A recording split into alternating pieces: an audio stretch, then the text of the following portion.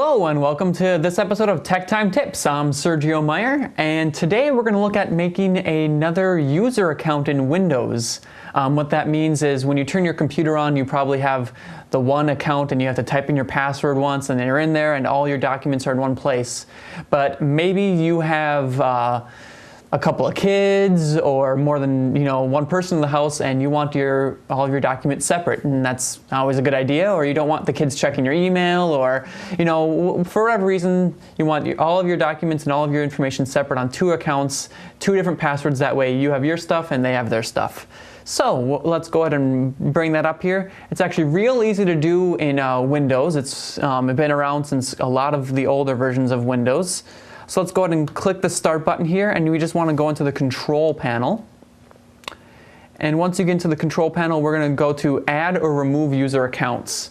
If you have Windows XP, it's going to say just User Accounts, and you're going to click on that instead.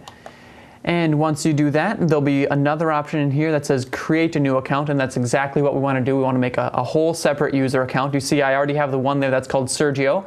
So we'll make a new account, and we'll give it a name called Kids. And the only other option you have to worry about in here is where it says standard or administrator. To let you know what that is a standard user has certain options, like they can save documents and things, but they won't be able to install programs or make security changes on the computer. That's what an administrator account is. So since we're assuming this one's for some kids, I don't want them to be able to make security changes. I don't want them to install programs, so I'll just leave it as a standard user, and I'll click Create Account. And there it is. It's called the Kids account. It's right next to my Sergio. If you want to change it, if you ever want to change it in the future so it is an administrator account, you just click on the Kids account, and you can do all that sort of things here, like create a password, change the picture, change the name of the account, anything you can do right in here in the Control panel. So it's real easy, and if you want to do that, I think you should give it a shot, and you have a nice day.